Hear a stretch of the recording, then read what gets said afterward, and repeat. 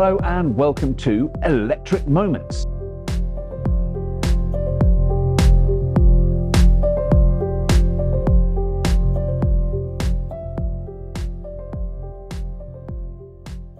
One of the most common concerns about going electric is whether there are enough charge points available.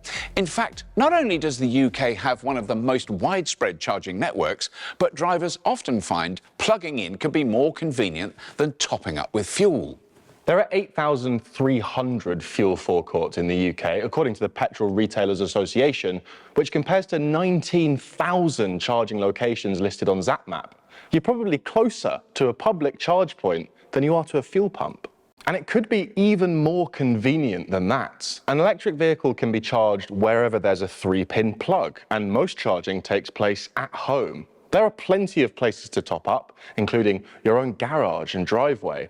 You can't do that with a petrol or diesel car.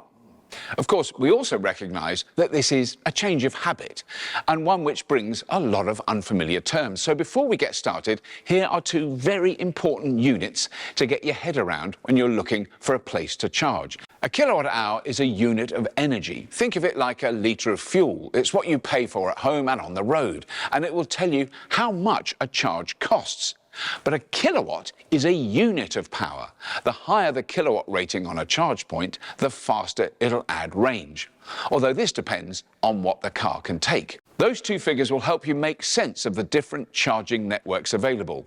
And this is somewhere that the industry has made things a little too complex. You may have heard terms like slow, fast, rapid, or even ultra-rapid charging. Charging speeds vary enormously, so it's useful to watch out for the kilowatt outputs to get some idea of what it's capable of. For example, a typical home or workplace charger tops out at 7.4 kilowatts, which will add around 30 miles of range in an hour for a typical mid-sized electric car such as a Kia e-Niro or VW ID3. You'll find similar destination charge points at places where cars are stopped for several hours, such as shops, hotels, or tourist attractions. They're designed so that you add range while you eat, work, or sleep. And at the other end of the scale, the fastest charge points are strategically placed alongside the UK's motorways and A roads, and they're designed for short stops while you grab a coffee and have a rest. Rapid chargers start at 50 kilowatts, and the latest offer up to 350 kilowatts, adding 100 miles of range in 20 to 30 minutes for most cars and vans. Now, some cars can add 100 miles in about 10 minutes, so you'll have plenty of range for another couple of hours at the wheel. And the facilities are improving too.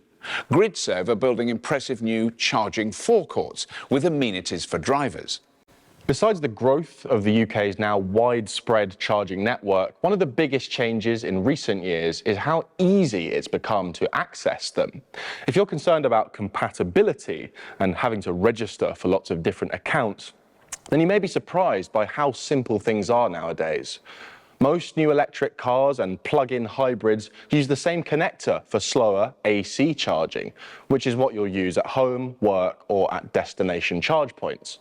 It's called a Type 2, and you'll either find these units have a cable attached to them or a socket for you to bring your own. Think of it like plugging different devices into the same USB port. The Type 2 socket is also the basis of the combined charging system used for DC rapid charging. So the charge points you'll find at service stations and at charging forecourts.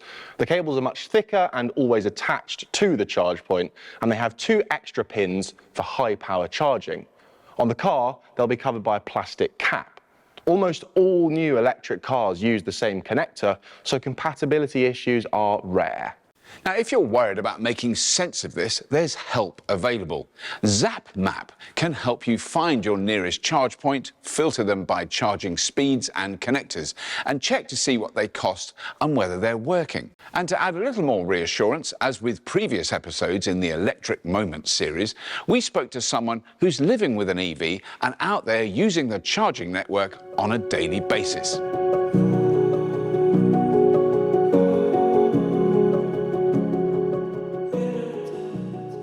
So I have a great role at LeasePlan. I am Corporate Sales Director, responsible for helping our small and large corporates transition to electric. I'm a relative newbie at driving electric. The thing that I was really concerned about, it wasn't range. Lots of people talk about range anxiety. I was actually really concerned about the logistics of charging and planning my journey and the impact of my day and the time I would spend out of my home or away from my family sitting on forecourts charging my car. I manage a really vast sales team that cover a lot of miles, and I don't know one of them that would transition back into an ICE vehicle. So you adapt, you change, but actually everyone's really embraced it. I definitely see a difference in the amount of time I spent filling my car and the cost of my car driving electric.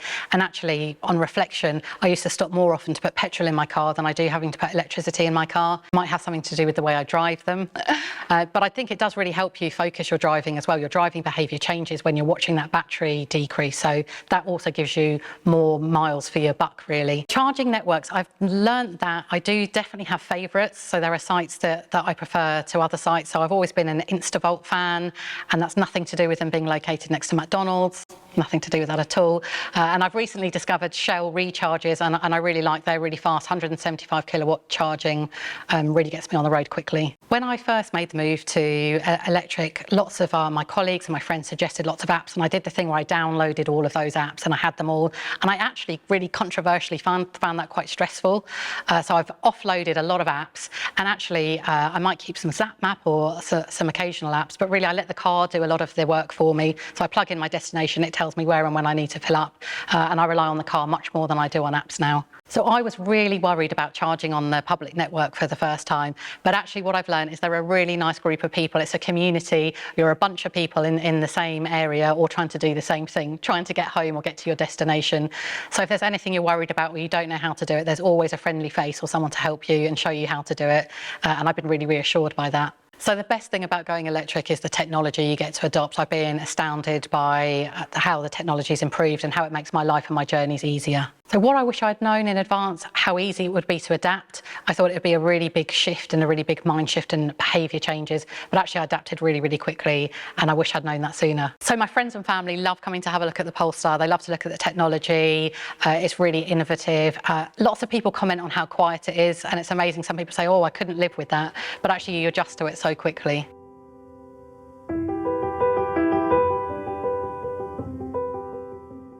So what about membership? Well, accessing public charge points has also become a lot easier, and there are a few ways to pay for it, even if you've never used that network before. Yes, most charging networks have a smartphone app, which means you can register your details and bank card and then keep track of your usage with an itemized bill. A few networks have monthly membership options which offer discounted charging too. If you're worried about your phone's battery life or coverage, some networks offer RFID, radio frequency identification cards, or a fob as a backup. You'll need to order this in advance, but it offers tap and go access with usage logged on your accounts. It's a useful backup. Learn from our mistakes. It can happen. But the most convenient recent addition is contactless. All new rapid chargers have to include an option for contactless access, using your credit or debit card, Apple Pay or Google Pay. And older units are being retrofitted too. The drawback is it's usually the most expensive way to charge, and it's a little more complicated to get receipts if you're claiming expenses. An important note, don't forget to pay for parking. Some parking operators do offer discounts for electric vehicle drivers though. ZapMap has lots of information to help with this. Of course, the most convenient way to top up is to plug in where you stop. There are two main locations for this. Absolutely. Most EV charging takes place at home, and it's easy to see why. It takes seconds to plug in, and you'll come out to a full tank in the morning. There's no need to visit petrol stations every few weeks, and a lot of cars will now let you preheat or pre-cool your cabin before you set off without running your range down. That convenience isn't reserved for drivers with their own parking space. The government is funding a widespread network of on-street charge points for residential areas where houses don't have a driveway or garage. If you're lucky enough to have charge points at work, then your employer can let you access them free of charge too, even if you're only a passenger, and you won't get taxed for what you use. To recap, there's no shortage of places you can plug in, even if you can't do it at home. There are twice as many public charging locations in the UK than fuel stations, and they're conveniently located where you'll stop. and they've never been easier to use. But better still, you don't have to rely on the public charging network. Wherever there is a plug socket, there is an opportunity to charge. Who says it has to be a chore? Well, that's it for this episode. Thanks again for joining us on Electric Moments. And as always, if you have been, Thanks for watching.